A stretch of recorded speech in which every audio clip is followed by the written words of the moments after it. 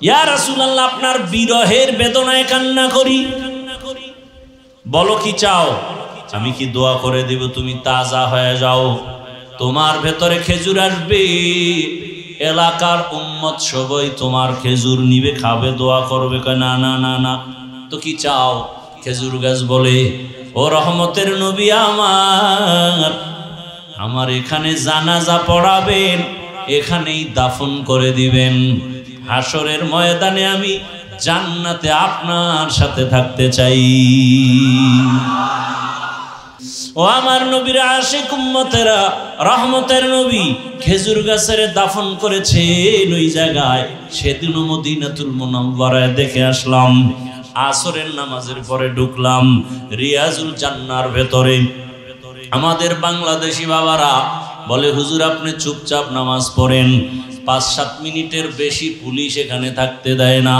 আমরা বলতেছি থাকলাম, মাগরিবের নামাজ পড়লাম, ফাঁকে ফাঁকে তাকায় দেখি ওই রসুলের রওজার রিয়াজুল জান্নায় বড় বড় পিলার, রংগুলো আলাদা, অন্য পিলারের কালার আলাদা, রিয়াজুল জান্নার পিলারের কালার আলাদা, অন্য কার্পেটের রং আলাদা, রিয়াজুল জান্নার কার্পেটের রংটা আলাদা। এখানে সেজদায় গিয়েছে মজা। বাবা দুনিয়ার এমপি কেন বাদশা বানাইলো, সে মজা পাওয়া যাবে না রে বাবা। বুঝো না, তোমারে বুঝাবো কেমনে? যে কুমিল্লার রসমালাই খায় না তারে বয়ান দিয়া বুঝানো যায় না। যে রহমতের নবীর সুন্নতের আমল করে না তাকে বয়ান দিয়া বুঝানো বড় কঠিন। ওই খুঁটির উপরে উপরে আরবিতে লেখা আছে, আজও লেখা আছে সতুনে উস্তুনে হান্নানা, অর্থাৎ এই খুঁটিটা উস্তুনে হান্নানার খুঁটি, অর্থাৎ সেই মরা খেজুর গাছে খুঁটি যদি উঠাইয়া মাটির তলদেশে যায়, আজও সেই খেজুর গাছ এখনো সেখানে পাবে। রসুলের ওয়াদা মতো হাসরের ময়দানে সে জান্নাতে থাকবে। বুখারী শরীফের ঘটনা। ওই খুঁটির মধ্যে একটাই লেখা আছে সতুনে আয়েশা, আর এক খুঁটিতে লেখা আছে সতুনে তওবা। দৌড়ে গেলাম, ওখানে যায় 2 রাকাত নামাজ আদায় করলাম। সতুনে আয়েশা, যেই খুঁটির গোড়ায় বসে বসে আম্মাজান রসুলের স্ত্রী আম্মাজান আয়েশা বেশি বেশি ইতিকাফ করতেন, নামাজ পড়তেন, কান্নাকাটি করতেন। কিয়ামত পর্যন্ত ওই কুটির উপরে লেখা আছে সতুনে আয়েশা, কিয়ামত পর্যন্ত থাকবে। একজন সাহাবীর উপরে কোনো একটা আদেশ অমান্য করায় রসুল বেজার হয়ে কথা বন্ধ করে দিস। ওই সাহাবী বিবিরে ডাক দিয়া রাতের গভীরে কয়, চল আমারে নিয়ে মসজিদে নববীতে চলো। গিয়া আয়েশা রশি নিয়ে এসে কয় যে খুঁটির গোড়ায় হাত পিছনে দিয়া ভালো করে বান্ধো। বান্দার পরে এইবার বিবিরে কয়, যাও চলে যাও। রহমতের নবী আমার দিয়ে তাকায় না, সালাম দিলে জবাব নেয় না। আল্লাহ বুঝি আমার উপরে বেজার হয়ে গেছে, আমার এখানে ভালো করে বাঁধো, আমি এখানে কান্নাই করতে থাকবো যতক্ষণ পর্যন্ত আমার আল্লাহ আয়াত দিয়ে আমার রসুলকে না বলবে ওরে মাফ করে দিয়েছি, ততক্ষণ পর্যন্ত আমার কান্না বন্ধ হবে না। সাহাবী ওই খুঁটির গোড়ায় স্ত্রী এমন শক্ত করে বেঁধে রাখছে রশি দিয়া, সাহাবী কাঁদতেছে, রসুল তাকায় না, দেখে না। দীর্ঘ সময় কানলো, 1 দিন 2 দিন, অনেক দিন। এক পর্যায়ে আল্লাহ কয়, জিবরাইল যাও যাও আয়াত নাজিল করে দাও, ওই খুঁটির গোড়ায় যে সাহাবী কান্না করে ওরে মাফ করে দিলাম, রসুলের জানায় দাও। মায়ার নবী আয়েশা কয়, রে সাহাবী আল্লাহ তোর উপরে খুশি, তোর চোখের পানি কবুল, তোর তওবা কবুল হয়ে গেছে। সাহাবী কাঁদে আর কয়, ইয়া রাসূলুল্লাহ আপনি আমার দিয়ে তাকাতটা যে কি কষ্ট। একটা মা বাবা সন্তানের দিকে যদি না তাকায়, একটা সন্তান যদি আসলেই ভালো সন্তান হয় পাগলের মতো হয়ে যাবে।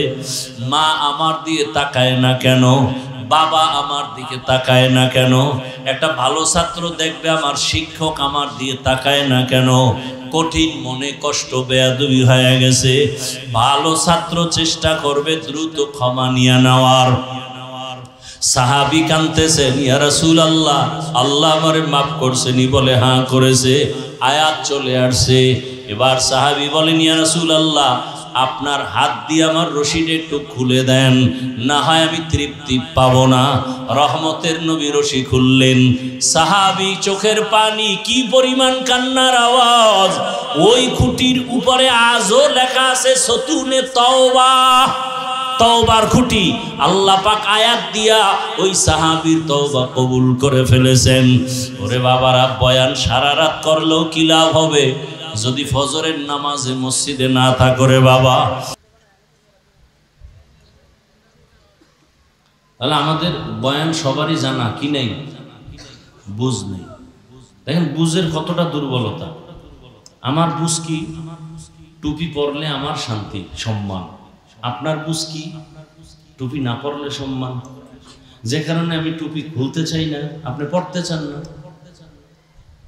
খুব বুঝার চেষ্টা করেন। এখানে শিক্ষিত মানুষ, যুবক বাবারা খুব বুঝেন। আপনারা তো মনে করেন আমরা মোল্লা মৌলবী দুনিয়ার কিচ্ছু বুঝি না। সমাজের বোকা এবং বোঝা একটু খেয়াল করে বুঝেন। নিজেকে অনেক জ্ঞানী মনে করেন, বুদ্ধিমান মনে করেন, বুদ্ধিটা কাজে লাগান। একই পাত্র, পাতিলা, রান্না হচ্ছে এক পাতিলে ভাত আর এক পাতিলে তরকারি, রান্না করে রাঁধুনি আমার মা। একই মশলা, একই আগুন, একই তেল, একই হাতের রান্না, একই টেবিলে মা বাবা ভাই বোন আমরা সব খাইতেছি। একই ভাত, একই তরকারি, একই মশলা। মা বাবা প্রতিদিন হয় দুর্বল, আমরা সন্তান হই প্রতিদিন সবল। কথা ঠিক না? আপনাদের মাথায় এত বুদ্ধি, আমাকে এটার জবাব দেন তো যুক্তি দিয়া। এই বুদ্ধিজীবীরা যারা আমাকে মনে করেন আমরা বোকা, আমাকে বুদ্ধি নেই, বুদ্ধিজীবীরা একটু বলেন তো, যে একই তরকারি, একই ভাত, একই মশলা, একই আগুনে রান্না করলেন এক হাতে আমার মা।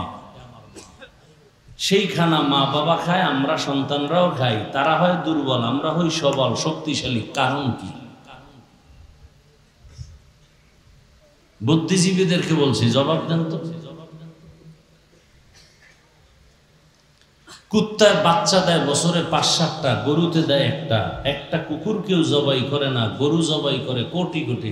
এরপরও গরু বেশি কেন? জবাব দেন তো বুদ্ধির আলোকে। আল্লাহর কুদরত বলবেন না, কারণ আপনি আল্লাহকে মানেন না। আপনার কথা আমি আল্লাহর কুদরত বলবো, আপনি বলবেন না, কারণ আপনি আল্লাহকে মানেন না। তাহলে আমার এত বয়ান করতে হবে কেন? আমি দাড়ি কাটতে চাই না, আপনি রাখতে চান না, অথচ আপনিও মুসলমান, আমিও মুসলমান। আমি মসজিদে না ঢুকলে লজ্জা পাই, আপনি ঢুকতে গেলে লজ্জা পান। কি আজীব কারবার! আমি পর্দা না করলে লজ্জা পাই, আর আপনি পর্দা করতে গেলে লজ্জা পান। আমি নামাজ না পড়লে লজ্জা, আপনি নামাজ পড়তে গেলে লজ্জা। এই জন্য বলছি, চিল্লা চিল্লি বাদ দিয়ে কিছু কথা বলতেছি, বুঝার চেষ্টা করেন। একটা সাউন্ড করবেন না, জিজ্ঞাসা করলে আপনি জবাব দিবেন। তাহলে মানুষের জীবনের সুস্থতা সব থেকে বড় দামি এক সম্পদ। আর সেই সুস্থ থাকার জন্য আল্লাহ একটা ঔষধ দিছেন। কে দিছেন? কয় টাকার বিনিময়ে? কি? ফ্রি। কি? ফ্রি। কেমন ঔষধ? এটার সমান কোনো ঔষধ আজও পর্যন্ত পৃথিবীর চিকিৎসা বিজ্ঞানীরা বানাতে পারে নাই। কিয়ামত পর্যন্ত এই ঔষধ আবিষ্কার করতে পারবে। সেই ঔষধের নাম রাতের ঘুম। রাতের রাতে 1 ঘন্টা ঘুমাবেন, দিনে 10 ঘন্টা ঘুমাবেন, বরকত হবে না। আর সেই রাতের ঘুমকে জবাই করতেছেন হাতের মধ্যে সেই এক অদৃশ্য মরণাস্ত্র, মোবাইল দিয়া। অদৃশ্য একটা মরণের মেশিনের নাম মোবাইল। মানুষকে মেরে ফেলতেছে কিন্তু টের পাওয়া যাচ্ছে না। এটা অদৃশ্য এক মরণাস্ত্র। চোখের পাওয়ার নিয়ে যাইতেছে, কিডনি দুর্বল করে ফেলতেছে, হার্ট দুর্বল হয়ে যাচ্ছে, মাথা ব্যথা বাড়তেছে, বুকে ব্যথা বাড়তেছে। এই মোবাইলের কারণে লেখাপড়া ধ্বংস, মা বাবার সাথে বেয়াদবি, শিক্ষকের সাথে বেয়াদবি, আলেমের সাথে বেয়াদবি, এই মোবাইলের কারণে। তাজা তাজা প্রাণ কেড়ে নিয়ে যাচ্ছে এই মোবাইল। মা সারবে, বাপ সারবে, ভাই সারবে, সব সারবে, মোবাইল সারবে না। এত আপন বানায় নিছে। কত যুবক আমার জানা মতে মোবাইল মোবাইল করে রাস্তায় উলঙ্গ পাগল হয়ে আছে আমার জানা মতে। যুবকরা আরো ভালো জানবা,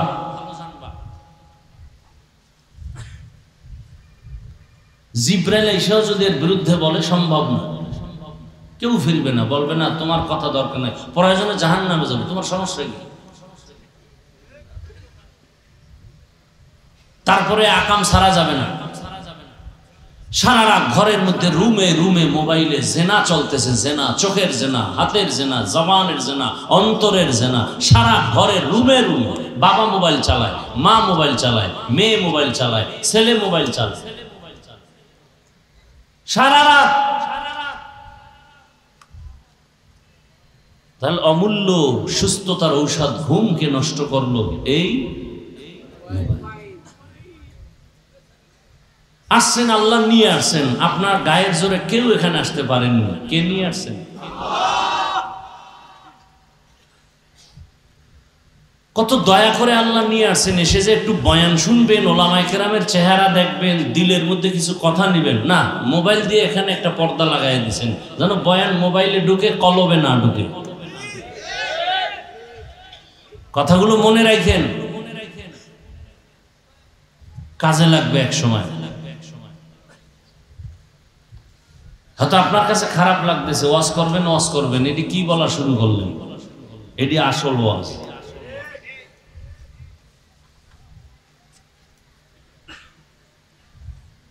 সন্তান মায়ের গায়ে হাত দিবে, বাবার গায়ে হাত দিবে, এটা কল্পনা করা যায়? আজকে মোবাইলের কারণে তা হচ্ছে। ছাত্র শিক্ষকের গায়ে হাত তুলতেছে, এই শুধু মোবাইল। মায়ের টাকা চুরি করে নেয়, বাবার টাকা চুরি করে নেয় মোবাইল চালাবার জন্য।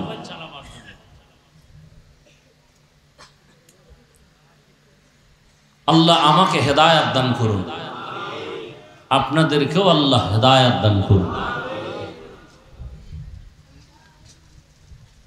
আল্লাহ, দোয়া করতেও বিপদ, দোয়া করলেই এখন মামলা হয়। দোয়া করছি মসজিদ ভালো, মাদ্রাসা ভালো, টাকা পয়সা দান করবেন, পরে শুনি টাকা সব কমিটি খাইয়ে লেছে। এলাকার মানুষ সব গরম, কমিটিরও কোনো দোষ নাই, মাদ্রাসাওয়ালারও দোষ নাই, দোষ যে দোয়া করছে হুজুরের দর। দোয়া করলো কেন? আজকেও পিরোজপুর হাজিরা দিয়ে আসলাম মামলা।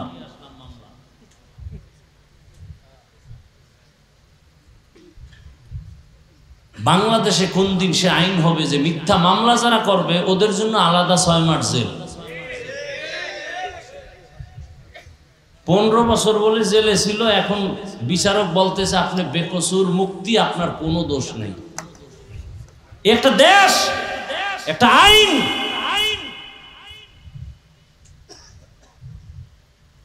এটা আইন হলো। এজন্য ব্যানার টানাইবেন, যুবকদেরকে বলছি 500 টাকা 300 টাকা খরচ করে পেস্টুন বানায় বানায় বাজারে মোড়ে মোড়ে ছাড়ো। রসুলের আদর্শ ছাড়াই জমিনে খোদার কসম কোনোদিন শান্তি আসবে না, আসবে না, আসবে না। এই ব্যানার টানায় টানায় লেখো, পেস্টুন টানাও, এবং এই কথাও লেখো ব্যানারে, পৃথিবীর সবার আদর্শ নাপাক, একমাত্র রসুলের আদর্শই হলো পাক। নাপাক আদর্শ দিয়ে দেশ নাপাক থাকবে, পাক হবে না। নাপাক মানুষের আদর্শ আদালত নাপাক থাকবে। নাপাক মানুষের আদর্শ দিয়ে জমিন চালালে জমিন নাপাক হয়ে যাবে, কোনোদিন শান্তি আসবে না। চাপাবাজি করবা শান্তি, কপালে শান্তি দেখবা না। শান্তির এক ঠিকানা রসুলের আদর্শ, আর কোনো ঠিকানা নেই। আর সব আদর্শ নাপাক, একমাত্র রসুলের আদর্শ পাক। খোদার কসম 1000 কোটি বার, যতদিন পর্যন্ত এই জমিনে আল্লাহর দ্বীন রসুলের আদর্শ কায়েম না হবে ততদিন পর্যন্ত ঘরে বাইরে সমাজে রাষ্ট্রে কোথাও কোনোদিন শান্তি আসবে না, আসবে না, আসবে না। যারা বলবে আমরা ইসলাম ছাড়া শান্তি দেব, মিথ্যাবাদী, ধোঁকাবাজ, ইহুদি, বেঈমানের দালাল। মানুষের শান্তির বয়ান করে, এই হুজুরের বয়ান কিন্তু শুনলে হবে না, আমল করা লাগবে। তা আপনারা মাঠের থেকে দাঁড়ায় বলবেন আপনার দাড়ি কই, আপনার টুপি কই, নামাজ কই? বয়ান করে আমগো সামনে খাড়াইয়া। হুজুরের বয়ান শুনলে হবে না, কি করতে হবে? হে করছেনি, এই জন্য জনগণ আমল করে না। কারণ বক্তা ভালো হলে শ্রোতা ভালো হবে, গাছ ভালো হলে ফল ভালো হবে। আল্লাহ হেদায়েত দান করুন। আমি যদি পর্দা না করি, কিয়ামত পর্যন্ত পর্দা রস করলে উম্মতের মধ্যে পর্দার বয়ানের আসর ঢুকবে না।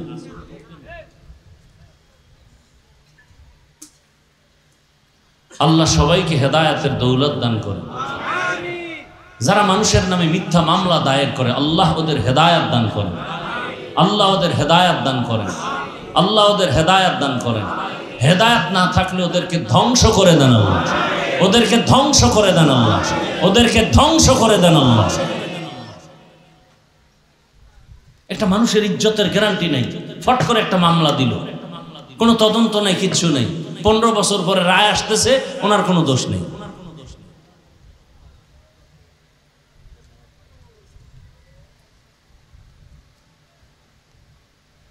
আল্লাহ, ইসলামের মতো শান্তি, সুন্দর ধর্ম, আদর্শ আর কোথাও। সব ধর্মের মধ্যে জুলুম, অত্যাচার, নির্যাতন, নিপীড়ন। শুধু ইসলাম ধর্ম নিজে খায় না, অন্যকে খাওয়ায়। শুধু ইসলাম ধর্ম নিজের সম্মানের চিন্তা করে না, অন্যের সম্মানের চিন্তা করে। এ কারণেই তো বাংলাদেশে রোহিঙ্গা আসছে। হুজুরেরা নিঃস্বার্থে নিজের 5 টাকার থেকে 2 টাকা সেখানে দিছে। কোটি কোটি কোটি কোটি টাকা উলামায়ে কেরাম রোহিঙ্গাদেরকে দিয়েছে। আর যারা দিছে স্বার্থের জন্য দিয়েছে, সেখানে এনজিও করেছে, আরো কত কিছু করেছে। উলামায়ে কেরাম দিয়েছে আল্লাহর মহব্বতে। আমার মুসলমান ভাই, আজকে যদি ফিলিস্তিন যাওয়ার সুযোগ থাকতো, আমার বাংলাদেশের মুসলমান গেলেই বিজয়ের পতাকা উড্ডীন হয়ে যেত। আমার বাংলাদেশের মুসলমানের ইমানি স্পিরিট অনেক বেশি, অনেক বেশি।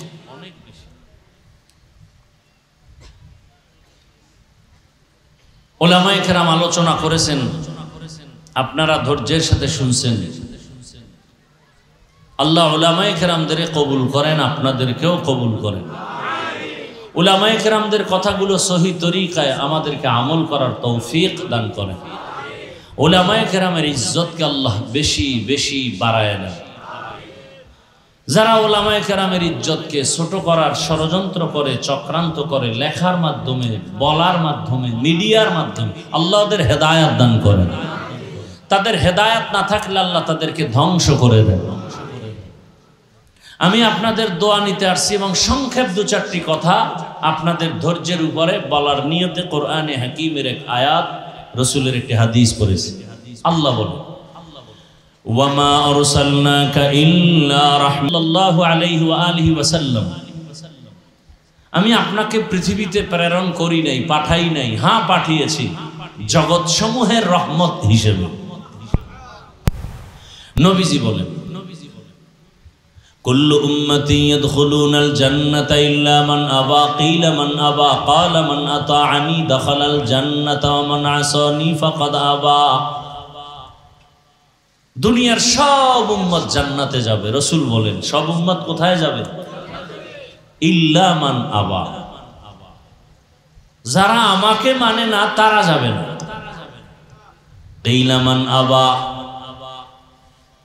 সাহাবায়ে কেরামদের মধ্যে কেউ বললেন, ইয়া রাসূলুল্লাহ, আপনাকে মানে না তারা কারা? জবাব খেয়াল করেন, প্রশ্ন কি? রাসূল আপনাকে মানে না, যে তারা কারা?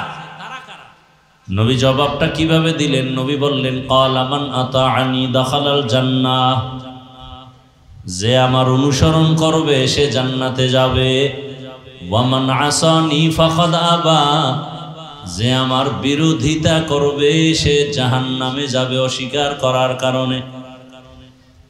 ভালো করে বুঝেন, সব উম্মত জান্নাতে যাবে, যারা রসুলকে মানে না তারা জান্নাতে। সাহাবায়ে কেরামের প্রশ্ন, ইয়া রাসূলুল্লাহ আপনাকে মানে না কারা? নবীজি ডাইরেক্ট জবাব না দিয়ে খুব ঘুরায় বললেন, দয়া দিয়ে বললেন, কারণ সে রহমতের নবী তো, দয়ার নবী তো, কথার মধ্যে আগে দয়া দেখাইছেন। কি দয়া? নবী বললেন, আমাকে যারা অনুসরণ করে চলবে তারা জান্নাতে যাবে। ভালো করে খেয়াল করেন তো, যারা আমাকে অনুসরণ করে চলে তারা জান্নাতে যাবে। তাহলে বিপরীত কথা কি দাঁড়ায়? যারা রসুলকে অনুসরণ করবে না তারা কোথায় যাবে? আবারও বলছি, যারা নবীর অনুসরণ করবে তারা জান্নাতে যাবে। বিপরীত কথা দাঁড়ায়, নবী বলেন নাই, কথা আসে কি? যারা নবীর অনুসরণ করবেন না তারা কোথায় যাবে? নবী এ কথা বলেন নাই, কিন্তু কথার পৃষ্ঠে এটা আসে। নবী বলছেন আমার অনুসরণ করলে জান্নাতে যাবে, কিন্তু না করলে জাহান্নামে যাবে, এটা বলেন না। তো কথা আসে, না করলে কই যাবে? নবী এটা বলেন নাই। নবী উল্টা কি বলছেন? যারা আমার বিরোধিতা করবে তারা জাহান্নামে যাবে। এখানে কিন্তু অনেক প্যাস। কি প্যাস? যারা রসুলের অনুসরণ করে না, আমগো সমাজে এরকম লোক নাই, তাদেরকে জাহান্নামী বলা যাবে না। খুব বুঝেন, কাদেরকে বলা যাবে? যারা বিরোধিতা করে। যারা, যেমন একজনের রসুলের আদর্শে নামাজ পড়ে না, তাকে জাহান্নামী বলা যাবে না। আগে বুঝতে হবে সে কি আসলে কোনো ঝামেলায় পড়ে না, না বিরোধিতা করে। যদি বলে বিরোধিতা হিসাবে পড়ে না তো বেঈমান। আর একজন নামাজ পড়ে না কিন্তু অন্তরে কি নাই? বিরোধিতা নাই, সুযোগ পেলে পড়বে, সে মুমিন। ব্যবধান আছে না নাই? যে নামাজ পড়ে না সে মুমিন, যে নামাজ পছন্দ করে না সে বেঈমান, যে দাড়ি রাখে না সে মুমিন, যে দাড়ি পছন্দ করে না সে বেঈমান। ব্যবধান আছে না নাই? যে পর্দা করে না সে মুমিন, যে পর্দার বিধানটাকে পছন্দ করে না সে বেঈমান। যে আল্লাহর কোরআনের বর্ণিত ইসলামের রাজনীতি করে না সে মুমিন, কিন্তু যে পছন্দ করে না সে কি? বেঈমান। আপনি করেন না এক কথা, কিন্তু যদি বলেন ইসলামে রাজনীতি নাই বা আমি মানি না, তাহলে ইমান বিদায়। ব্যবধানটা বুঝাইতে পারলাম? এই জন্য নবী কইছে আমারে যারা মানে না এরা জাহান্নামে যাবে, কথাটা এমন না। যারা বিরোধিতা করে এরা জাহান্নামে। তাহলে আমাদের সমাজে দোনো লাইনের মানুষ আছে। এই যুবক, তুমি রসুলের আদর্শে নামাজ পড়ো না কেন? হুজুর দরকার তো, চেষ্টা করি, পারি না, একটু দোয়া করেন। কি বুঝলেন? সে বিরোধী, সে মুমিন। আর একটা যুবকরে জিজ্ঞাসা, এই যুবক তুমি রসুলের আদর্শে নামাজ পড়ো না কেন? ঠাস করে আমাকে বলে ফেললো, না পারলে অসুবিধা কি? কি বুঝলেন? বিরোধী না দরদি? তাজা বেঈমান। কি বেঈমান? তাজা বেঈমান। নামাজ না পড়া আর পছন্দ না করা কি এক? বুঝ। সব কিছুর মূলে কি? বুঝ। আমি বুঝছি, আপনি বুঝেন নাই, পেঁচ লাগাই দিয়েছেন। সব কিছুর মূলে বুঝের অভাব। কিসের অভাব? বুঝের অভাব। এজন্য রহমতের নবী বলেন, মান ইউরিদিল্লাহু বিহি খায়রান ইউফাক্কিহু ফিদ্দীন। আল্লাহ যারে বেশি মহব্বত করেন, ভালোবাসেন, তাকে দ্বীনের সমঝ দান করেন, সহি বুঝ দান করেন। তখন বান্দা বুঝতে গিয়া না বুঝলেও মেনে নেয়। আল্লাহরে দেখি না, মানি না, ওর বুঝ। আর একজন আল্লাহর বান্দা বলে, না দেখলো আল্লাহ মানি, নাইলে আসমানকে বানাইলেন, জমিনকে বানাইলেন, সূর্যকে বানাইলেন, না দেখলেও মানি। আমার বুঝ আমি টুপি না দিলে আমার ক্ষতি হবে, আপনার বুঝ টুপি দিলে ক্ষতি হবে। এই কারণে পাও ধৈর্য ধৈর্য বয়ান করার পরেও আপনি টুপি পড়তে চান না, আর আমি টুপি খুলতে চাই না। আমার বুঝ নামাজ না পড়লে ঘরে অশান্তি, জীবনটা অশান্তি। আপনার বুঝ নামাজ পড়তে গেলে ঝামেলা, নামাজ না পড়লে শান্তি। যে কারণে হাজারবার বয়ান করলেও নামাজ পড়তে চান না, শুধু অজুহাত অজুহাত।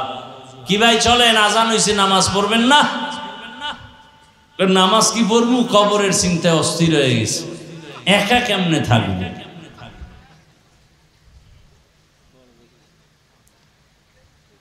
বুঝের অভাব, আহা সব জায়গায় আমগো মধ্যেও বুঝের অভাব। আমগো হুজুরদের মাঝেও বুঝের অভাব আছে না নাই? না থাকলে আমগো মধ্যে এত মতবিরোধ কেন? কি আমরা বুঝি 20 রাকাত তারাবি পড়ু, পড়লেই লাভ। আর একদল ভাইজানেরা বলে না না 8 রাকাত পড়লেই লাভ, 20 রাকাতে লাভ নাই, এই জন্য 20 রাকাত পড়ে না। আছে না নাই?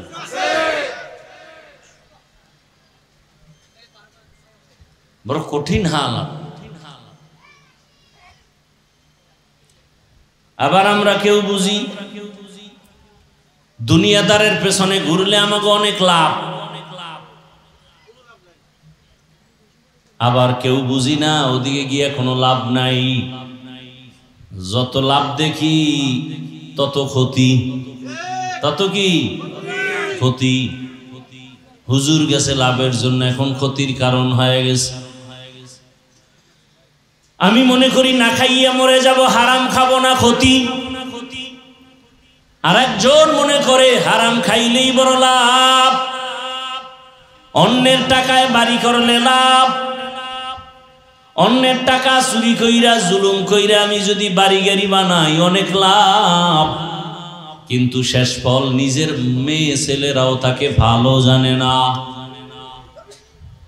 কয় মাইশের টাকা খাইছো, খুব মজা লাগছিল, বুঝো জেলখানায় ঢুকছে, বুঝো। এমন কি এখানে আপনারা শিক্ষিত সমাজ বাবারা বাসায় গিয়ে যদি আপনার স্ত্রীকে বলেন আমি যে কামাই রুজি করে তোমাকে খাওয়াই, কিন্তু গরিবের বেতন মারা টাকা,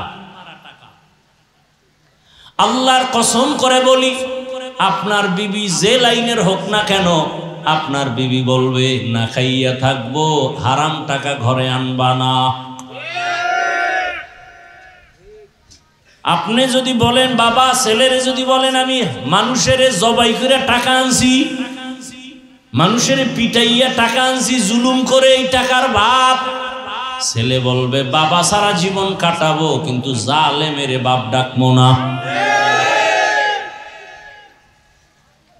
আর আপনার বুঝ কি, ওটা খাইলেই লাভ, হারাম খাইলেই লাভ।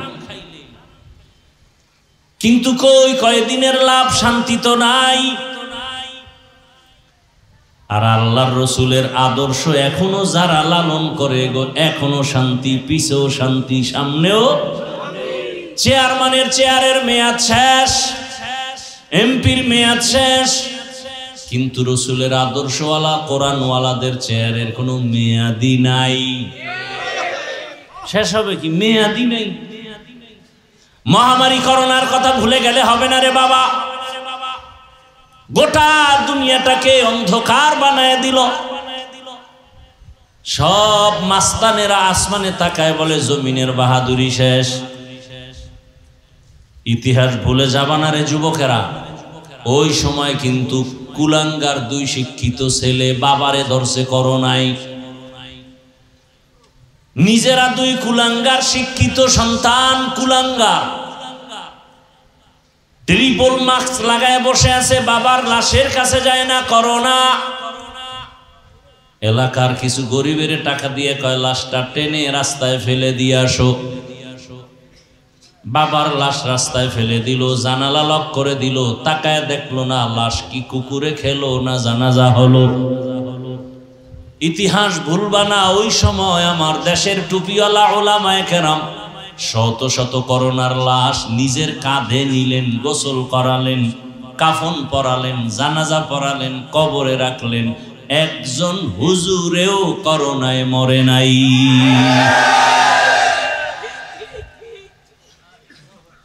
ইতিহাস আঙ্গুল দিয়ে মুছে দিবা এত সোজা?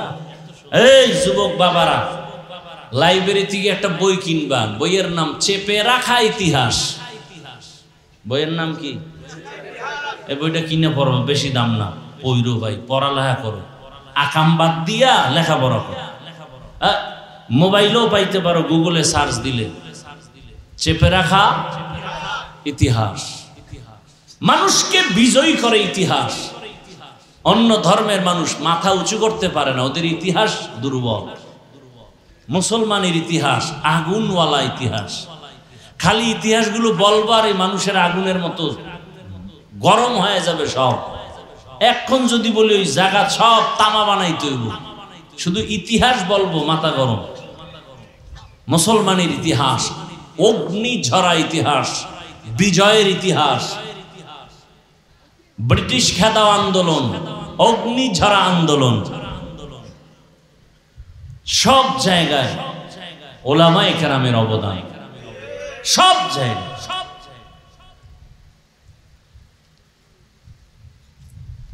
ভাইরা আমার,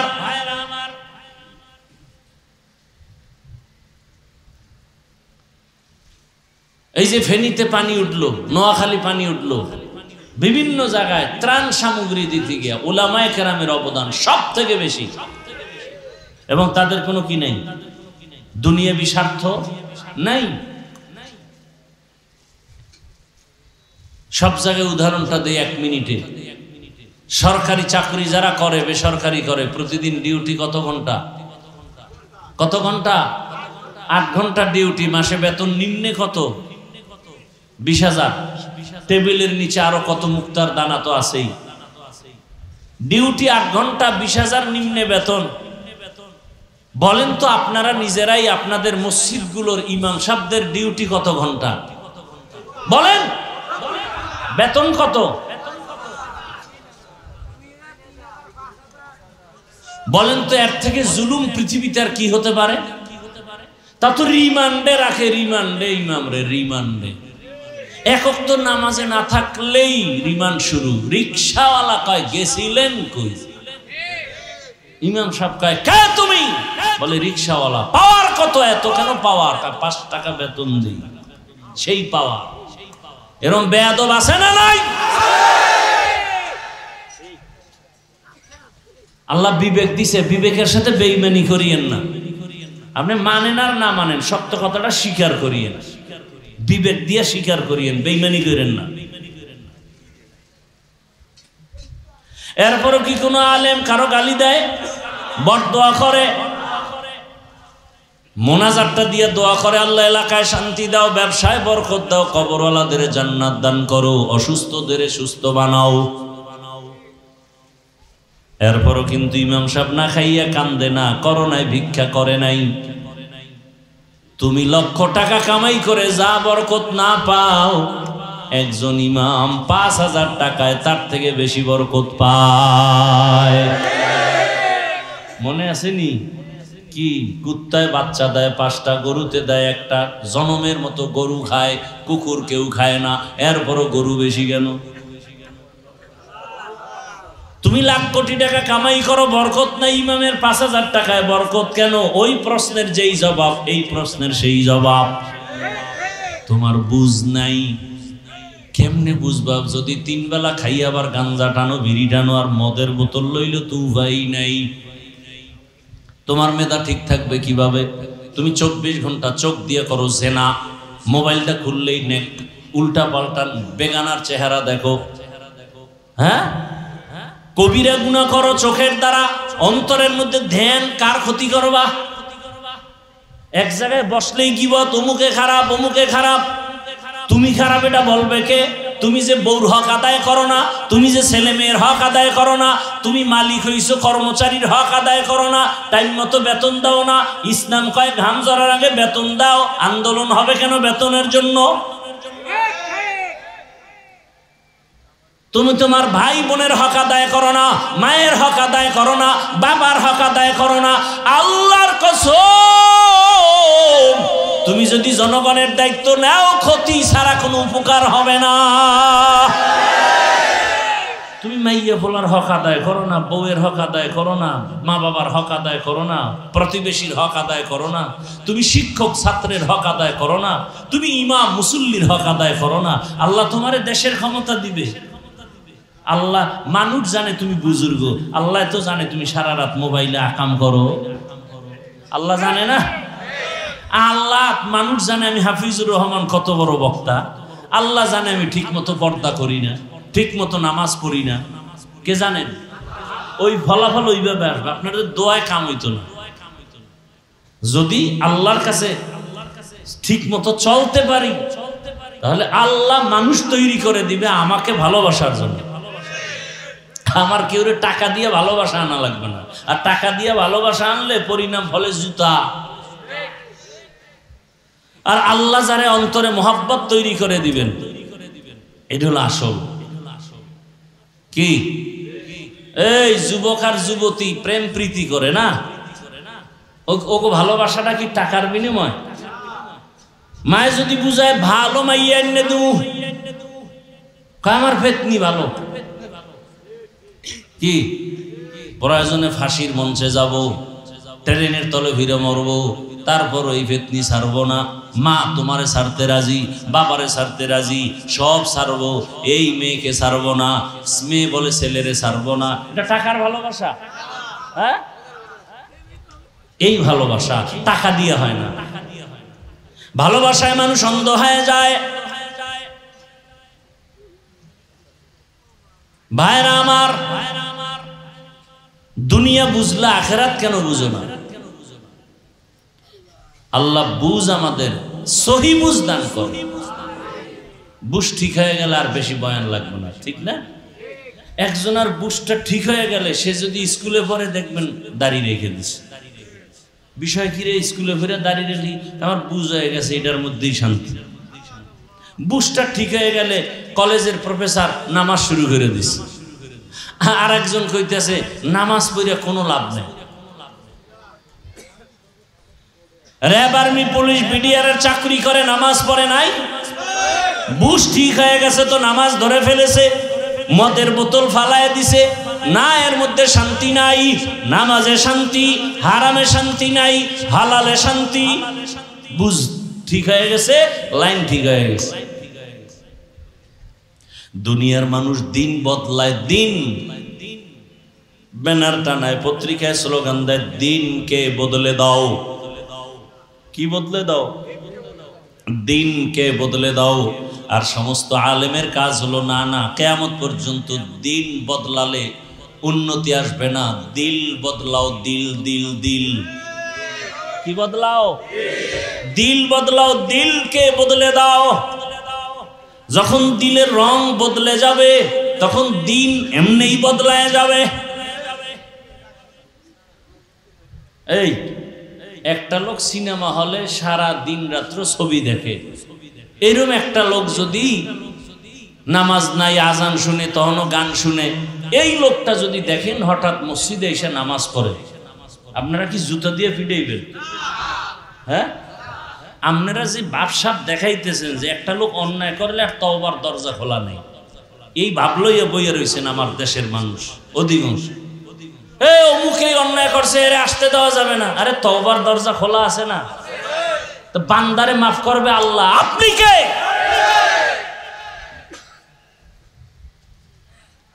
একটা লোক বিএনপি করতো, আওয়ামী লীগ করতো, জাতীয় পার্টি করতো, সে যদি এখন ইসলামের ছায়াতলে আসে, সমস্যা? তোমার সমস্যা। একটা লোক মদ পান করে, ছেড়ে দিছে, মদ পান করবে না, নামাজ ধরে ফেলছে, আল্লাহ কয় তোর জীবনের পিছের সব গুনাহ মাফ। আপনি বাধা দেওয়ার কে? আপনি সমালোচনা করার অধিকার দিছে কে?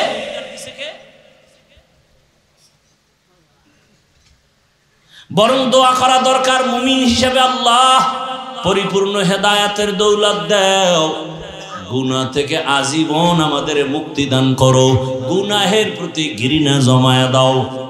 এই দোয়া করা উচিত না? রহমতের নবী কত দিলওয়ালা রসুল আমার, কেমনে বলবো একদিনে এত কথা? মন মানসিকতাও আপনাদের লাইনে নাই। রহমতের নবী বাইতুল্লাহর পাশে বসে বড় বড় বড় বড় মাথাওয়ালা জ্ঞানীদের বয়ান দিতেছে, চুপচাপ বসে বসে। নবীর তামান্না কি যদি একটু বুঝাইসা কালেমা পইরেই ফালায়, তাহলে ইসলামের লাভ না ক্ষতি? ভালো করে বুঝেন ঘটনা। হঠাৎ করে পিছন থেকে একজন অন্ধ দুর্বল সাহাবী লাঠি দিয়া টোকায় টোকায় আসছে পিছন থেকে, হালকা আওয়াজে রসুলকে সালাম দিলেন। সালাম দিছে, রসুল একটু তাকাইয়া জবাব দিয়া আবার এদিকে ফিরছে। সাহাবী অনেকক্ষণ পর্যন্ত একটা কোনায় গিয়া চুপচাপ বসে আছে, রসুলের মোহব্বত করে, সম্মান করে, বেয়াদবি যেন না হয়, কিন্তু আল্লাহর কাছে পছন্দ হয় নাই। দয়াময় আল্লাহ জিব্রাইলের পাঠায় খায়, যাও রসুলকে তাড়াতাড়ি আমার ওই অন্ধ সাহাবীর দিকে তাকাইতে বলো, ওদিকে নজর দিতে বলো, ওই মাথাওয়ালার দাম আমার কাছে মোটেও নাই। জিব্রাইল আইসা আয়াত শুনায় দিল, আবাসা ওয়া তাওয়াল্লা আন জাআহুল আ'মা। এজন্য কাবিলিয়াতের দাম নাই, কবুলিয়াতের দাম। যোগ্যতা তো আছে আপনার, অনেক ডিগ্রি ফিগ্রির অভাব নাই, কিন্তু আপনি মায়ের সাথে করেন বেদবি, বাবার সাথে বেদবি, শিক্ষকের সাথে বেদবি, আপনি যোগ্যতার সার্টিফিকেট দিয়ে পানি খাবেন? কাবিলিয়াতের দাম নাই, কবুলিয়াতের দাম। যোগ্য ব্যক্তি আছে অনেক, কিন্তু অভিজ্ঞতা নাই, এজন্য মানুষের কাছে গ্রহণযোগ্যতা নাই। আর একটা সাধারণ মানুষ শিক্ষাগত যোগ্যতা কম, কিন্তু দিল ভালো, মানুষের আপন বানায় নেয়, সবাই তারে ভালোবাসে, নম্র ভদ্র, ব্যবহার অনেক সুন্দর, মানুষ তাকে গ্রহণ করে। ওর যোগ্যতা কি পরিমাণ লেখাপড়া করছে ও দেখার দরকার নেই, লোকটার ব্যবহার ভালো, আদব আছে, নম্রতা আছে, ভদ্রতা আছে, এটা আমাদের ভালো মানুষ। ভাইরা আমার, আল্লাহ বললেন, হে রাসূল আমি দুনিয়াতে আপনাকে পাঠাই নাই, হ্যাঁ পাঠিয়েছি জগৎ সমূহের রহমত করে। জগৎ সমূহ এখানে অনেকে তর্জমা করে উভয় জগতের জন্য রহমত হিসেবে, আমি তর্জমা করেছি জগৎ সমূহের রহমত হিসেবে। উভয় জগৎ বলতে বোঝায় দুনিয়ার জগৎ, পরকালের জগৎ। আসলে তো আরো জগৎ আছে, রুহের একটা জগৎ আলাদা, মায়ের গর্ভের একটা জগৎ আলাদা, দুনিয়ার জগৎ আলাদা, হাসরের মাঠের আগে আর একটা জগৎ আছে বরজাখ, অর্থাৎ মরার পরে হাসরে উঠার আগের যেই জগৎটা, এটা হাসরের জগৎ না, এটা আলমে বরজাখ বলে। ভাইরা আমার, হাসরের মাঠের এক জগৎ, জান্নাতে ঢুকলে আর এক জগৎ, জাহান্নামে ঢুকলে আর এক জগৎ। সব জগতের জন্য আল্লাহ বলেন আমি হলাম রব, রাসূল আপনি হলেন রহমত।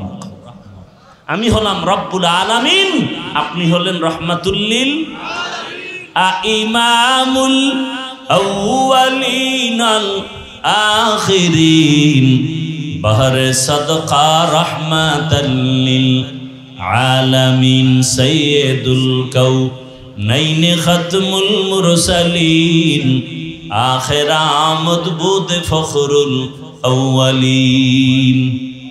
আপনাদেরকে বয়ান যা শুনাইতেছি, চোখে যা দেখতেছেন, এটা তো মানা উচিত। যেটা আপনার বিশ্বাস হয় না কিয়ামত কবে হবে না হবে, সেটা একটু আপনাকে বুঝানোর বা বুঝের একটু সময় দরকার। কিন্তু আপনি যদি তাকায় দেখেন যে আসলে যারা রসুলের আদর্শ মাইনে চলে, এরা জেনারেল লাইনে থাকলেও তো খুব সম্মানে আছে, কি নাই? তা আপনার মানতে সমস্যাটা কোথায়? আপনার দিন বদলাইলেও দিল বদলায় নাই। ওয়াজ মাহফিল হলো দিল বদলের মারকাজ, খানকা। দিলকে বদলাও। এটা কোন থানা? চিতলমরি থানার মধ্যে এলাকার একটা যুবকের ধৈর্য পুলিশে নিয়ে গেছে, থানায় নিয়ে দিছে বেতের বাড়ি, কোনো চোখে পানি নেই, কান্না নাই। বুঝেন ভালো করে, বুঝ।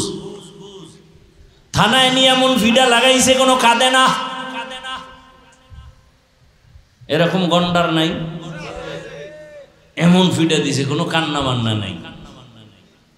কিন্তু সেই লোকটা ওয়াজের প্যান্ডেলে আইসা 200 হাত দূরে বসার পর অনেক আল্লাহওয়ালারা যখন বয়ান করেন তখন হাউ মাউ করে কান্না করে। বলেন জ্ঞানীরা বুদ্ধিজীবীরা ওরে মারলো কে? আল্লাহ বলে মারছে। এত বড় একটা দোষ আল্লাহরে দিয়ে দিলেন। হ্যাঁ রে আবেগ। থানায় নিয়ে পিটায় কাঁদে না, ওয়াজের প্যান্ডেলে বসিয়া অনেক দূরে বৈশা এক যুবক হাউমাউ করে কান্না করে। চিন্তা করেন তো, ওরে ফিডাইয়াও কান্না আনা যায় না, আর ওয়াজের প্যান্ডেলে কাঁদতেছে। বুঝেন এই প্যান্ডেলের দাম কত? কত দাম এই প্যান্ডেলে? এটা এখন আল্লাহ পাকের আরশে আজিমে বেহেশতের বাগান।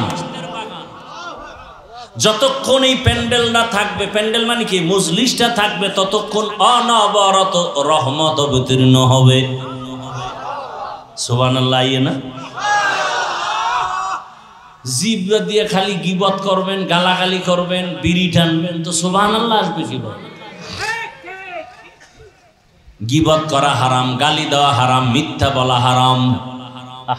আমি বক্তা বয়ে বয়ে হারাম কাজ করতেছি, এক জায়গায় বইলেই গীবত, মিথ্যা। নিজের দোষের কোনো শেষ নাই, নিজে বউর হক আদায় করি না এ নিয়ে চিন্তা নেই, এই দোষের চিন্তা কি করবে? সন্তানের হক আদায় করি না, আমি ইমাম মুসল্লির হক আদায় করি না, আমি বক্তা শ্রোতার হক আদায় করি না, আমি টিচার শিক্ষক ছাত্রের হক আদায় করি না, এ নিয়ে কথা বলবে কে? বইলেই অমুকে খারাপ, অমুকে খারাপ, আমি যে এত খারাপ এ চিন্তা কখন করব? এজন্যই তো ওমরে ফারুক রাদিয়াল্লাহু তাআলা এই মোনাজাতটা দিয়েই দিন, দিয়া তো দিমু, বাকি এখনই দিয়ে দিন, ডিস্টার্ব করলাম। উঠা বসার ব্যারাম থাকলে ঢুকছেন কেন? কত মানুষ এই যে সাইডে দাঁড়ানো আছে, পিছন দিয়ে যাই যদি বিড়ি টানে আমি দেখবো, ঝামেলাও নেই, বিড়ি টেনে আবার শুনবো, ঝামেলা নেই। ভিতরে ঢুকছেন কেন আর বের হন কেন? নিজের ক্ষতি কেন করেন? অন্যের ক্ষতির কারণ কেন হন? ভালো মানুষ হইতে পারলেন না? রহমতের নবী বলেন খায়রুন নাস, ভালো মানুষকে জানোনি? মাইয়ানফাউন নাস, দুনিয়াতে ভালো মানুষ ওই ব্যক্তি যার দ্বারা অন্যের উপকার হয়, কেউ ক্ষতির মধ্যে পড়ে না, এ হলো ভালো মানুষ। আমার দ্বারা আমার সন্তানের ক্ষতি হয় না, আমার কারণে স্ত্রীর ক্ষতি হয় না, আমার কোনো আচরণে আমার মা বাবার কষ্ট যায় না, জবানের দ্বারাও কারো ক্ষতি হয় না, আমার হাতের দ্বারাও কারো ক্ষতি হয় না। বুঝা গেল রসুলের হাদিস মতে আমি ভালো মানুষ যদি আমার দ্বারা ক্ষতি না হয়, আমার হাতের দ্বারা, আমার লেখার দ্বারা, আমার কথার দ্বারা, আমার চাহনির দ্বারা। এই যারে দেখা দেওয়া জায়েজ নাই, একটা বেগানা নারী তুমি দেখতেছো, তাকাইয়া তাকাইয়া চোখ দিয়া তার ইজ্জত নষ্ট করতেছো চোখের দ্বারা, কথা ঠিক না? তুমি চোখ দিয়া জেনার মজা নিতেছো, তার ইজ্জত নষ্ট করতেছো। বাস, তাহলে আমার দ্বারা, আমার চোখের দ্বারা অন্যের ক্ষতি, জবানের দ্বারা অন্যের ক্ষতি, হাতের দ্বারা অন্যের ক্ষতি, গীবতের দ্বারা অন্যের ক্ষতি, মিথ্যা বলার দ্বারা অন্যের ক্ষতি। দেখেন তো কতটা ক্ষতির মধ্যে আমি আছি। এখানে বহু আল্লাহর বান্দারা মাঠে ময়দানে আছেন, আপনার আচরণে আপনার মা বাবা কি কষ্ট পায় নাই? স্ত্রী এটা তো খালি লাডি রেডি, কথা কইলি বিসমিল্লাহ ছাড়া। তাহলে এবার বুঝেন তো, আপনি নিজের ঘর সামলাইতে পারেন না, আপনি ভালো মানুষ তো আপনার স্ত্রীর কাছে ভালো হইলেন, আপনি ভালো, আপনি সন্তানের কাছে ভালো বাবা হয়েছেন। যেদিন সন্তানের কাছে ভালো বাবা হতে পারবেন, যেদিন স্ত্রীর কাছে ভালো স্বামী হতে পারবেন, যেদিন ছাত্রদের কাছে আদর্শ শিক্ষক হতে পারবেন, যেদিন মুসল্লিদের কাছে উত্তম ইমাম হতে পারবেন, তখন আপনি ধারণা করবেন আপনি ভালো, এর আগে ভালো ধারণা করবেন। কিন্তু আমরা তো ডিগ্রি লাগাই, আমার নামটা বড় করে পোস্টারে দাও, আল্লামা লাগাও, ডিগ্রি বাড়াও। এই জন্য আবু হুরায়রা রাদিয়াল্লাহু তাআলা আনহুর হাদিস, কিয়ামতের ময়দানে সবার আগে 3 ব্যক্তি জাহান্নামে যাবে। সবার আগে 3 জন কই যাব? সবার আগে 3 জন জাহান্নামে। একজন হবে যেই 3 জনের ব্যাপারে দুনিয়ার জ্ঞানীরা বলে সে বিনা হিসাবে জান্নাতি, এই মধ্যে একজন হলো গলা কাটা ইসলাম টিকায় রাখার জন্য যে শহীদ হয়ে গেছে, সে সবার আগে জাহান্নামে। আর একজন মাওলানা আলেম জাহান্নামে সবার আগে। আর একজন দান সৎকার করছে মাদ্রাসা মসজিদে, জাহান্নামে যাবে, একেবারে জাহান্নাম। এই জন্য কি আবার দান সৎকার করবেন না? কি কোন শহীদ যাবে জাহান্নামে, কোন আলেম যাবে জাহান্নামে, কোন দানবীর যাবে, এটা আবার ভিন্ন আলোচনা। বাকি আপনারা ইখলাস নিয়ে দান করবেন, অল্প দান করলেও কোটি টাকার বরকত। বরকতের ওয়াজ করছি না শুরুর থেকে, কোটি টাকা আর ইমামের 5,000 টাকায় বরকত আছে না নেই? আছে। আপনি যদি হালাল টাকা থেকে 5 টাকা দেন, এটার অনেক বরকত। এই মাদ্রাসা এইটা মাদ্রাসা, বিশাল মাদ্রাসা, আপনাদের অনুদানে চলবে। আচ্ছা, এই দানের রাস্তা যদি আল্লাহ বন্ধই করে দিতেন, কোরআন হাদিসে যদি দানের ফজিলত না থাকতো, তাহলে যারা আলেম ওলামা হইছে এরা নাইলে কিলটিল খাইয়ে জান্নাতে যেত। আপনাকে উপায় কি? অথচ রসুলের স্পষ্ট হাদিস, আমি মাওলানা হইয়া যেই বরকত পাবো, আমাকে টাকা পয়সা দান করিয়া যে একটা জামা বানাই দিছে, একটা কিতাব কিনে দিছে, একটা মশারি কিনে দিছে, একবেলা খানা খাওয়াইছে, আল্লাহ আপনাকেও সেই সম্মান, সেই মর্যাদা আখেরাতের ময়দানে দান করবে।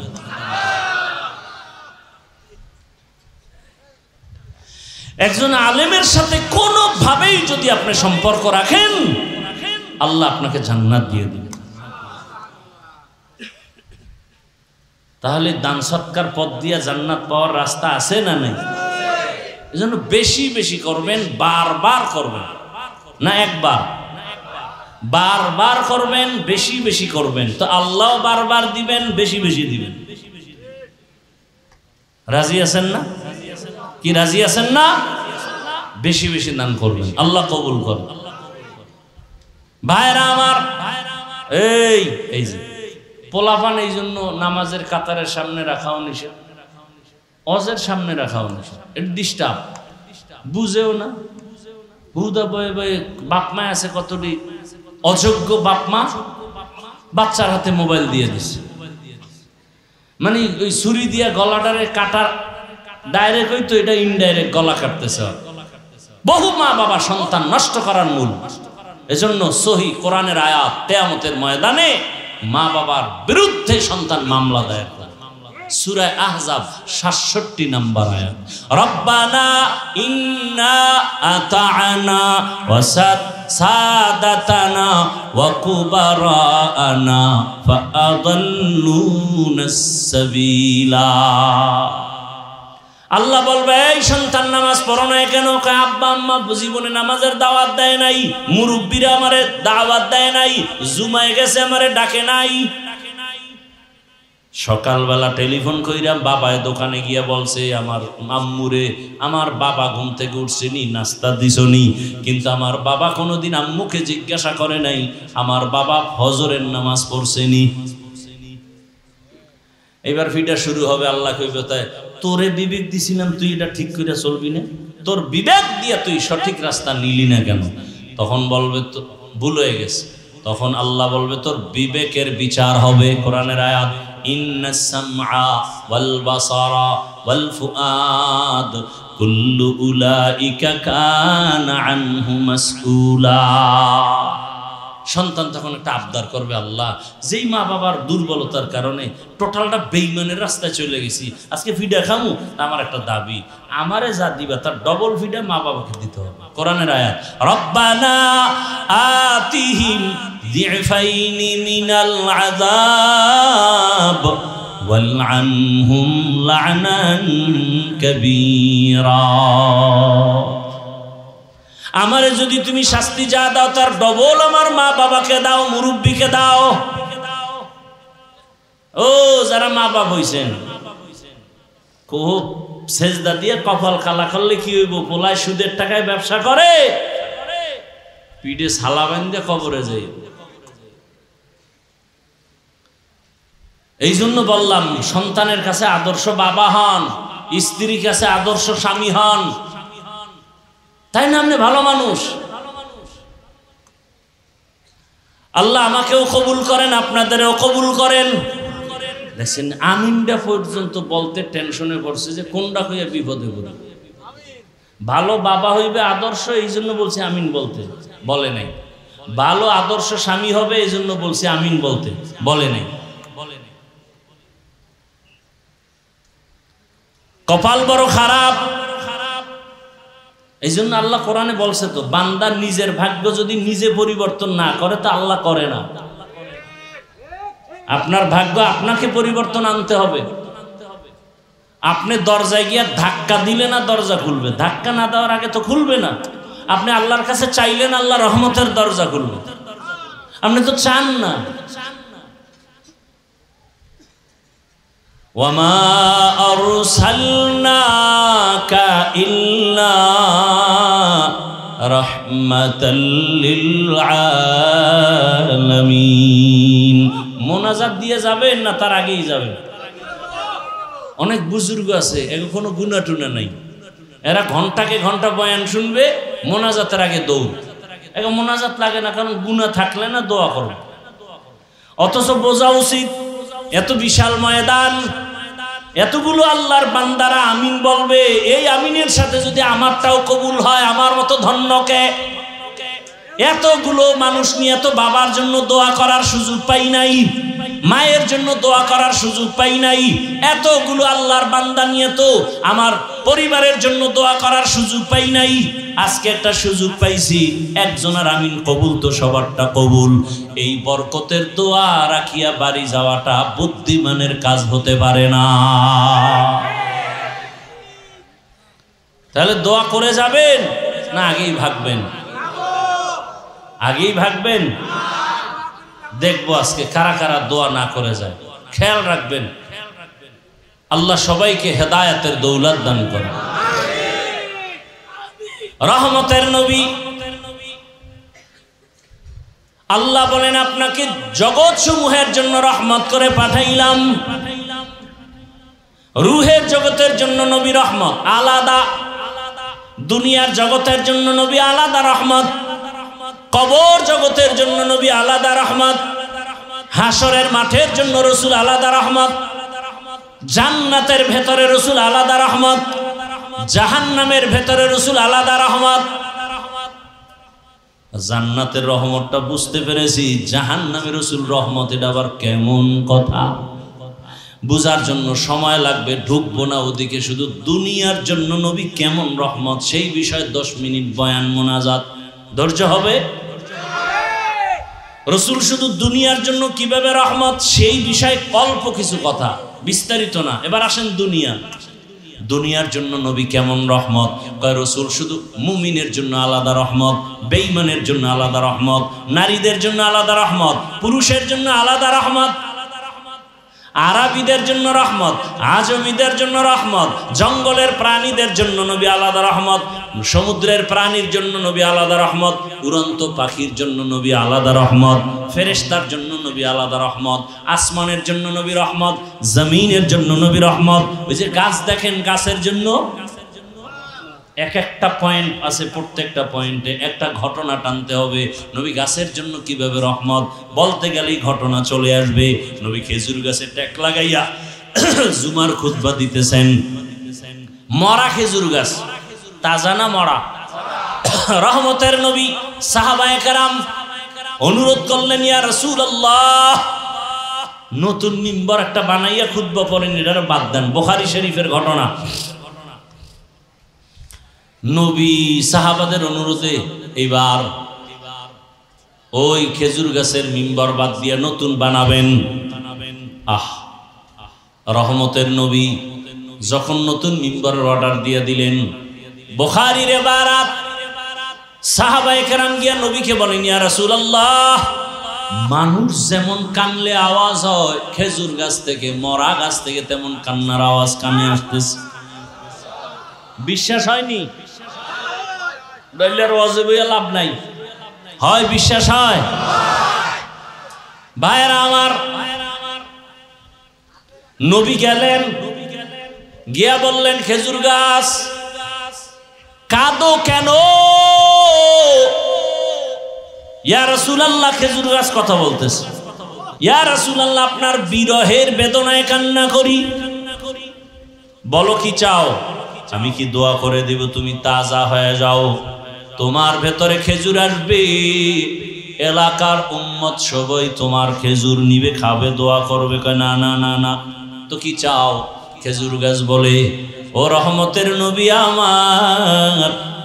আমার এখানে জানাজা পড়াবেন, এখানেই দাফন করে দিবেন।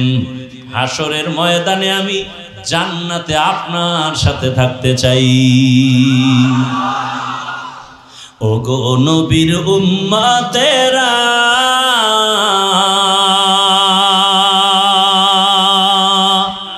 হয়ে আজি দিশাহারা,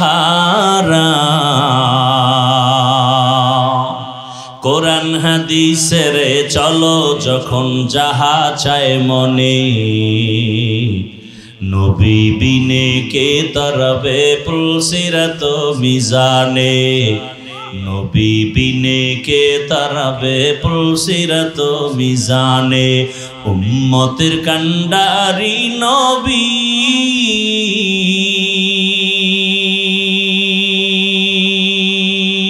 কাঁদছেন উম্মতের লাগি,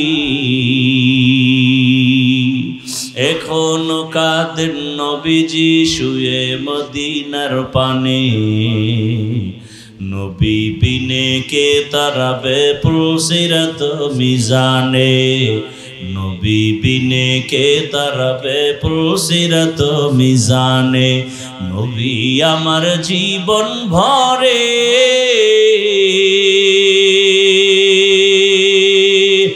দিনের লাগি কষ্ট করে,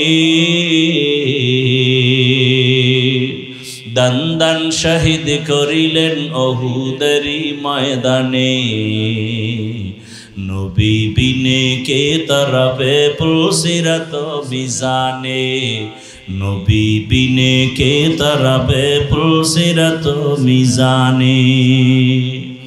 ও আমার নবীর আশিক উম্মতেরা, রহমতের নবী খেজুর গাছের দাফন করেছেন ওই জায়গায়। সেদিন মদিনাতুল মুনাওয়ারায় দেখে আসলাম। আসরের নামাজের পরে ঢুকলাম রিয়াজুল জান্নার ভেতরে। আমাদের বাংলাদেশি বাবারা বলে, হুজুর আপনি চুপচাপ নামাজ পড়েন, 5-7 মিনিটের বেশি পুলিশ এখানে থাকতে দেয় না। আমরা বলতেছি থাকলাম, মাগরিবের নামাজ পড়লাম, ফাঁকে ফাঁকে তাকায় দেখি ওই রসুলের রওজার রিয়াজুল জান্নায় বড় বড় পিলার, রংগুলো আলাদা, অন্য পিলারের কালার আলাদা, রিয়াজুল জান্নার পিলারের কালার আলাদা, অন্য কার্পেটের রং আলাদা, রিয়াজুল জান্নার কার্পেটের রংটা আলাদা। এখানে সেজদায় গিয়েছে মজা। বাবা, দুনিয়ার এমপি কেন বাদশা বানাইলো, সে মজা পাওয়া যাবে না রে বাবা। বুঝো না, তোমারে বুঝাবো কেমনে? যে কুমিল্লার রসমালাই খায় না তারে বয়ান দিয়া বুঝানো যায় না। যে রহমতের নবীর সুন্নতের আমল করে না তাকে বয়ান দিয়া বুঝানো বড় কঠিন। ওই খুঁটির উপরে উপরে আরবিতে লেখা আছে, আজও লেখা আছে সতুনে উস্তুনে হান্নানা, অর্থাৎ এই খুঁটিটা উস্তুনে হান্নানার খুঁটি, অর্থাৎ সেই মরা খেজুর গাছে খুঁটি যদি উঠাইয়া মাটির তলদেশে যায়, আজও সেই খেজুর গাছ এখনো সেখানে পাবে। রসুলের ওয়াদা মতো হাসরের ময়দানে সে জান্নাতে থাকবে। বুখারী শরীফের ঘটনা। ওই খুঁটির মধ্যে একটাই লেখা আছে সতুনে আয়েশা, আর এক খুঁটিতে লেখা আছে সতুনে তওবা। দৌড়ে গেলাম, ওখানে যায় 2 রাকাত নামাজ আদায় করলাম। সতুনে আয়েশা, যেই খুঁটির গোড়ায় বসে বসে আম্মাজান রসুলের স্ত্রী আম্মাজান আয়েশা বেশি বেশি ইতিকাফ করতেন, নামাজ পড়তেন, কান্নাকাটি করতেন। কিয়ামত পর্যন্ত ওই খুঁটির উপরে লেখা আছে সতুনে আয়েশা, কিয়ামত পর্যন্ত থাকবে। একজন সাহাবীর উপরে কোনো একটা আদেশ অমান্য করায় রসুল বেজার হয়ে কথা বন্ধ করে দিস। ওই সাহাবী বিবিরে ডাক দিয়া রাতের গভীরে কয়, চল আমারে নিয়ে মসজিদে নববীতে চলো। গিয়া আয়েশা রশি নিয়ে এসে কয় যে খুঁটির গোড়ায় হাত পিছনে দিয়া ভালো করে বান্ধো। বান্দার পরে এইবার বিবিরে কয়, যাও চলে যাও। রহমতের নবী আমার দিয়ে তাকায় না, সালাম দিলে জবাব নেয় না। আল্লাহ বুঝি আমার উপরে বেজার হয়ে গেছে। আমার এখানে ভালো করে বাঁধো, আমি এখানে কান্নাই করতে থাকবো যতক্ষণ পর্যন্ত আমার আল্লাহ আয়াত দিয়ে আমার রসুলকে না বলবে ওরে মাফ করে দিয়েছি, ততক্ষণ পর্যন্ত আমার কান্না বন্ধ হবে না। সাহাবী ওই খুঁটির গোড়ায় স্ত্রী এমন শক্ত করে বেঁধে রাখছে রশি দিয়া, সাহাবী কাঁদতেছে, রসুল তাকায় না, দেখে না। দীর্ঘ সময় কানলো, একদিন দুদিন অনেক দিন। এক পর্যায়ে আল্লাহ কয় জিবরাইল যাও যাও আয়াত নাজিল করে দাও, ওই খুঁটির গোড়ায় যে সাহাবী কান্না করে ওরে মাফ করে দিলাম, রসুলের জানায় দাও। মায়ার নবী আয়েশা কয় রে সাহাবী আল্লাহ তোর উপরে খুশি, তোর চোখের পানি কবুল, তোর তওবা কবুল হয়ে গেছে। সাহাবী কাঁদে আর কয় ইয়া রাসূলুল্লাহ আপনি আমার দিয়ে তাকান না যে কি কষ্ট। একটা মা বাবা সন্তানের দিকে যদি না তাকায়, একটা সন্তান যদি আসলেই ভালো সন্তান হয় পাগলের মতো হয়ে যাবে। মা আমার দিকে তাকায় না কেন, বাবা আমার দিকে তাকায় না কেন, একটা ভালো ছাত্র দেখবে আমার শিক্ষক আমার দিকে তাকায় না কেন, কঠিন মনে কষ্ট বেয়াদবি হয়ে গেছে। ভালো ছাত্র চেষ্টা করবে দ্রুত ক্ষমা নিয়ে নেওয়ার। সাহাবী কাঁদতেছেন, ইয়া রাসূলুল্লাহ আল্লাহ আমারে মাফ করছেনি? বলে হ্যাঁ করেছে। আয়াত চলে আসছে। এবার সাহাবী বলেন ইয়া রাসূলুল্লাহ আপনার হাত দিয়ে আমার রশিটা একটু খুলে দেন, না হয় আমি তৃপ্তি পাবো না। রহমতের নবী রশি খুললেন। সাহাবী চোখের পানি, কি পরিমাণ কান্নার আওয়াজ। ওই খুঁটির উপরে আজও লেখা আছে সতুনে তওবা, তওবার খুঁটি। আল্লাহ পাক আয়াত দিয়া ওই সাহাবীর তওবা কবুল করে ফেলেছেন। ওরে বাবারা, বয়ান সারা রাত করলেও কি লাভ হবে যদি ফজরের নামাজে মসজিদে না থাকো রে বাবা। ও যুবকেরা, ও বৃদ্ধ বাবাজিরা, পর্দার আড়ালের মা বোনেরা, আরে বয়ান সারা জীবন করলেও কি লাভ হবে? ভালো করে বুঝেন, এতক্ষণ যে বয়ান শুনাইলাম একবারও আমি আপনাদেরকে টুপি দেওয়ার জন্য জোর তাকিদ দেই নাই। আমি এ কথা কিন্তু বলি নাই তাবলিগে না গেলে জাহান্নামে যাবেন, পীরের কাছে না গেলে জাহান্নামে যাবেন, স্কুল কলেজ বাদ দিয়া মাদ্রাসায় ঢুকতে হবে, একবারও বলি নাই। বরং বলি ও যুবক বাবারা, তুমি স্কুলে পড়ো, কলেজে পড়ো, চাকরি করো, ব্যবসা করো, তুমি যাই করো না কেন বাধা নাই। তুমি ডাক্তার হও, ইঞ্জিনিয়ার হও, প্রফেসর হও, এমপি মন্ত্রী হও, ওসি ডিসি হও, এসপি হও, তবে দাবি আমার বেয়াদব হইও না রে বাবা। অনেক বাবারা বলবা হাফিজ ভাই বেয়াদব হব না, ডাক্তার হব, তার ব্যাখ্যাটা কি হবে? ব্যাখ্যা হলো 3 জায়গায় বেয়াদবি করবা না। খোদার কসম করে বলি, 3 জায়গায় বেয়াদবি যদি করো মরার আগে তুমি ধ্বংস হয়ে যাইবা। 1 নাম্বার জায়গা মা বাবা, বেয়াদবি করলে মরার আগে তোমার জীবন ধ্বংস। দ্বিতীয় জায়গা শিক্ষক, শিক্ষকের সাথে বেয়াদবি করলে তোমার জিন্দেগি বরবাদ। 3 নাম্বার জায়গা ওলামায়ে কেরাম, মুরব্বী, এদের সাথে যদি বেয়াদবি করো মরার আগে জুতার বাড়ি তোমার শুরু হবে, শান্তি কোথাও তুমি পাইবা না। অতএব তুমি ডাক্তার হও, ইঞ্জিনিয়ার হও, প্রফেসর হও, যাই হও না কেন, মা বাবার দোয়া না নিয়ে চলিও না, শিক্ষকের দোয়া নিয়ে চলো, বেয়াদবি করিও না। ওলামায়ে কেরামের দোয়া নিয়ে চলো, বেয়াদবি করিও না রে বাবা। পেছন থেকে তওবা করে নাও। ও পর্দার আড়ালের মা বোনেরা, এই এলাকায় আপনার মতো কত ভালো মা, পর্দাওয়ালা মা আছে। ও যুবক, স্কুলে পড়ে, কলেজে পড়ে, চাকরি করে, ব্যবসা করে, তোমার মতো জেনারেল লাইনের কত যুবক নামাজি, দাড়িওয়ালার অভাব নাই। তুমি পারো না কেন রে বাবা? তোমার কপালে না জানি কোনো বরদোয়া লাগিয়ে গেল নাকি? কোন সময় না জানি গোপনে মায়ের গালি দিছো, মা কষ্ট পেয়ে গেছে, তোমার কপাল পুড়িয়ে গেছে। কোন সময় জানি শিক্ষকের সাথে বেয়াদবি করেছো, ওই শিক্ষকের মনে কষ্ট, তোমার কপাল খারাপ, দিল নরম হয় না, চোখে পানি আসে না, অন্তর এখনো নরম হয় না। এখনো সময় আছে, তওবা করো। মনের একটা কথাই বুঝাও, আমার মতো জেনারেল লাইনের যুবক যদি স্কুলে পড়ে চাকরি করে নামাজ পড়ে আমি কেন পারবো না? ড্রাইভারি করে যুবক নামাজ ছাড়ে না, তুমি কেন পারো না? নদীর মধ্যে মাছ ধরে নামাজ পড়ে, কৃষিকাজ করে নামাজ পড়ে, র্যাব আর্মি পুলিশ বিডিআরের চাকরি করে, নামাজি অভাব নাই, তুমি কেন পারবা না? পর্দার আড়ালের মা বোনেরা, আপনার মতো কত মা আছে বেপর্দায় চলে না, মোবাইলে সময় নষ্ট করে না, স্বামীর মাল হেফাজত করে, খেয়ানত করে না। একটা সন্তানকে আদর্শওয়ালা সন্তান বানাবার জন্য মা মেহনত করে। মা আপনি কেন পারবেন না? পেছনের গুনাহ থেকে আল্লাহর কাছে তওবা করেন, সন্তানটাকে ডাক্তার, ইঞ্জিনিয়ার, প্রফেসর বানান, বেয়াদব যেন না হয়। সন্তানের ব্যবহারে কোনো মা বাপ যেন কষ্ট না পায়, শিক্ষক যেন কষ্ট না পায়, উলামায়ে কেরামের অন্তরে যেন কষ্ট না যায়। এখনো সময় আছে, তওবা করেন। ও যুবকেরা, মনে মনে আমার আল্লাহকে ডাকো। মরিয়া গেল আর নামাজ ছাড়বা না, দাড়ি কাটবা না, বেপরদায় চলবা না। আল্লাহকে বলো, হে আল্লাহ, জীবনে কত গুনাহ করেছি, মনের চাহিদা পূরণ করিয়া। মনে চাইছে নামাজ পড়বো না, পড়ি নাই। মনে চেয়েছে দাড়ি রাখবো না, রাখি নাই। মনে চাইছে সারা রাত মোবাইলে গুনাহ করব, করেছি। মনে চাইছে অন্যের উপরে জুলুম করব, করেছি। ও আল্লাহ, তুমি একবারও রাগ করে আমার উপরে পানি বন্ধ করো নাই, খানা বন্ধ করো নাই। ঘুমের ভেতরে কত মানুষ মরে যায়, পানিতে পড়িয়া কত যুবকের লাশ, ঘরের বিছানায় লাশ, গাড়ির নিচে কত মানুষ মরে যায়। ও আল্লাহ, তুমি যদি ঘুমের মধ্যে আমাকে মেরে ফেলতা, কেউ বাঁচাইতে পারতো না। আল্লাহ, তুমি আমাকে বাঁচায় রাখছো।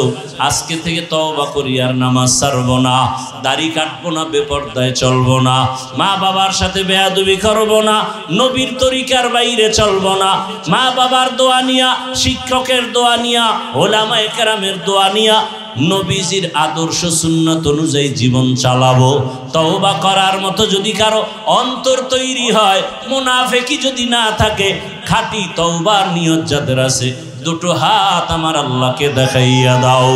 আয় আল্লাহ, হাতগুলো কবুল করে নেন, তওবা কবুল করে নেন, তওবার উপরে মজবুত হইয়া চলার মতো তৌফিক দান করেন। আয় আল্লাহ, গুনাহের প্রতি ঘৃণা জমায়া দেন। আমিন। আলহামদুলিল্লাহি রাব্বিল আলামিন, ওয়াসসালাতু ওয়াসসালামু আলা সাইয়্যিদিল আমবিয়া ওয়াল মুরসালিন ওয়া আলা আলিহি ওয়া আসহাবিহি আজমাইন।